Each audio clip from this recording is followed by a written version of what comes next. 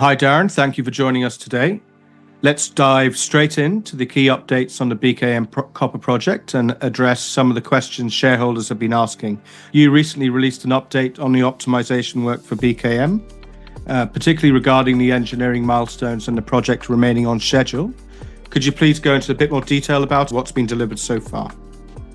So we've completed updated earthworks designs, earthworks volumes assessments for the new BKM layout with Rexline Indonesia and BKM. So Rexline have completed all of their engineering deliverables for the front end of the plant. That's the crushing and conveying and stacking system for the heap leach, and BKM have completed their work on the back end of the plant, which is the copper recovery circuit, called the solvent extraction, electrowinning, and also the neutralisation plant for our water treatment facility. So that works good. All those deliverables have come through, and now they're busy putting them into the capital cost estimate model. And what will be the objective of this work, Darryn? That's where we're targeting capex reductions in that 50 to 80 million range. We're busy getting all of that information into our capex model and working towards delivering that before the end of the year. An updated capital cost estimate along with the updated operating cost estimate for the new project scale. So what are the significance of these milestones for shareholders, and how far are we from seeing some hard numbers? We've brought a number of things to conclusion. I think that's important for people to appreciate. With completion of that work, that is direct feed into the updated capital cost, particularly the capital cost estimate for BKM as the new scale, the new 10,000 tonne per annum plant, 13-year mine life. We're working to deliver that before the end of the year, to deliver an updated financial model that covers the new capex, opex, the other assumptions that are required, of course, such as metal pricing, into the overall financial model. So all on track, would you say, for your internal targets for end of the year? Yes. Thank you, Darryn. So there's just a couple of points I want to touch on. That's power and the next steps, including financing. Recently, you published with the release some photos from your recent visit to Rexline's manufacturing facility. It looks like you're expecting equipment and materials. What was the significance of that visit? Could you explain that to investors and also touch upon how that fits into the objectives to reduce the project capex by your range of $50 to $80 million? That was basically a due diligence visit to confirm Rexline capacity for fabrication, predominantly the structural steel fabrication and also the fabrication of the conveyor modules for BKM. One of the reasons I had worked with Rexline is that they have their full in-house engineering capability. They fabricate their own designs, detailed shop drawing and then fabrication of all of the materials that they designed. Plus, they would fabricate all structural steel requirements as well, just to help increase the tonnage and get some economies of scale. And plus, we don't import structural steel to Indonesia. We intend to fabricate everything here. I was happy with what I saw. I'll probably end up going for another visit out there. There's over 2,000 tonnes of structural steel just in the processing plant and nearly 2 kilometres of conveyor systems. I really want to make sure that Rexline's facility is up to that, and it clearly can be and clearly is, and they are. So thanks for the context there, Darryn. So I said I was going to move on to power. Power is such a critical piece of the puzzle. In the update, you mentioned significant progress on the power solution. Could you expand on the discussions with the local palm oil producers and the engagement with leading power generation groups and how close investors are to seeing this finalised? Yeah, sure. We are advancing the biomass power generation solution.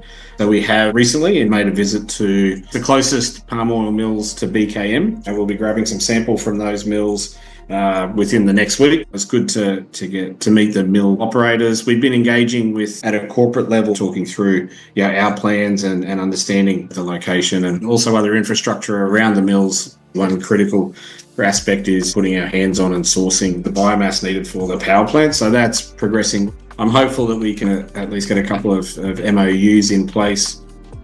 That's encouraging progress, Darryn. It sounds like securing the biomass feedstock is moving along well.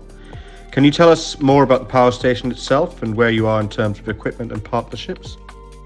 Some really positive feedback from the palm oil companies about wanting to be part of this and access to the biomass. So that remains positive. The second main part is the power station itself. We've been doing a lot of work with equipment manufacturers around the biomass processing part of the power station and the secondary part around the boiler, turbine and generator sets. So that's coming together well. We have 3 equipment proposals from 3 different groups. Each of those are working through aspects of the construction installation, like an EPC wrap around that equipment. So that sounds promising. So with these key pieces coming together, when will investors see the power solution finalised and integrated into the broader BKM plan? We've got good inputs into the financial model for the power station to allow us to be able to do that calculation for an interim tariff estimate for the operating costs that we need. And that's got to lead into us making some decisions around who we want to take forward into the next phase of this to lock down the final partners that we want as the leads on this, on the power station for BKM, to allow us to be able to generate an updated power tariff estimate based on feedback and discussions we're having with independent power producers, and understanding expectations of capital payback periods of the renewable power systems. We're expecting to have some final numbers for those certainly before the end of the month. Thanks, Darryn. So let's move on to next steps from here. Are we ending the end of the studies phase, and is BKM ready to move into financing? That's the plan, Sasha. We are wrapping up. Certainly my real focus now is bringing those pieces together, bringing all the information into the CapEx model. We have some ongoing work around the construction installation costs. We have some of those in, but there's work that's currently ongoing. So that'll be the final piece of the CapEx puzzle, sort of getting wrapped up now, and which we're working on over the course of the next 1 to 2 weeks. We'll be going through that lender due diligence process as well, and taking that forward into credit committee approvals, in the new year, within the first quarter of next year. Thanks, Darryn. So investors should look forward to the completion of studies over the next few weeks, and then the decision on moving into financing with the new project economics as well, including CapEx. Is that right? Yes. Okay. So as a final message to investors, perhaps some who are on the sidelines or other shareholders, how would you pitch Asiamet right now? Can you reassure them that the risks are being managed and that BKM is on track to deliver real value? We've done a lot of work over the course of the couple of years, and has brought to bear a realisation of how we best approach the initial development of BKM and the risk profile of the project. I do think we have taken some really positive steps in reducing the risk profile of this project by scaling back and really not biting off more than we can chew. And I think it's a really important thing for the company to appreciate that and understand that. It's a project that we're getting into a shape to be financeable for us as a business and be able to take forward and deliver copper cathode in a period, within the next couple of years. So still planning for BKM as the initial development and presenting a smaller, higher margin and hence significantly de-risked project into the financing phase?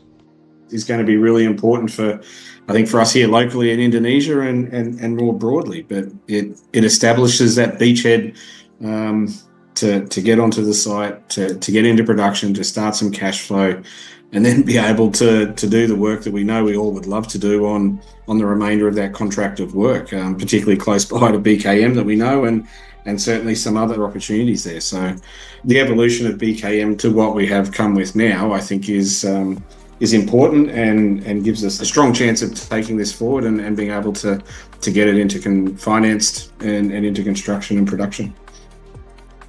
Thanks, Darryn. That was all very insightful, and I'm sure shareholders will appreciate the additional information relating to the recent updates. We look forward to hearing more updates from you soon and potentially doing this on a more frequent basis as well.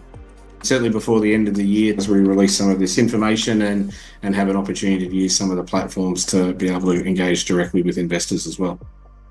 Thank you, Darryn.